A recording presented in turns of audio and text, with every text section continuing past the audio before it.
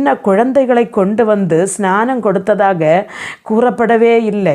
அங்கே வசனத்தை கேட்டு தங்களை தான் ஆண்டவரிடத்தில் சமர்ப்பித்து வசனத்துக்கு கீழ்ப்படிந்தவர்கள் தான் வந்து ஸ்நானத்தை ஏற்றுக்கொண்டார்கள்.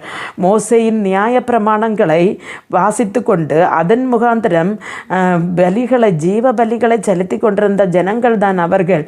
அதே மாதிரி பஸ்காவை ஆசரித்து கொண்டிருந்தார்கள். ஆனால் இயேசுவின் அந்த ஒரு பிரசங்கம், மனம் திரும்புதலுக்கும் பரலோக ராஜ்யத்துக்கும் அடுத்ததான பிரசங்கங்களை கேட்ட பொழுது அந்த ஒரு ஜலஸ்நானம், பாவத்துக்கு அடக்கப்பட்டு நீதிக்கு பிழைக்கிறது போல ஒரு ஜலஸ்நானம் அவசியம் என்று ஆண்டவர் சொன்னது போல அங்கே திட்டம் தெளிவமாய் ஆண்டவர் சொன்ன ஒரு வார்த்தை என்ன சொன்னால், ஒருவன் ஆவியினாலும் ஜலத்தினாலும் பிறவாவிட்டால் தேவனுடைய ராஜ்யத்தில் பிரவேசிக்க மாட்டான் என்று.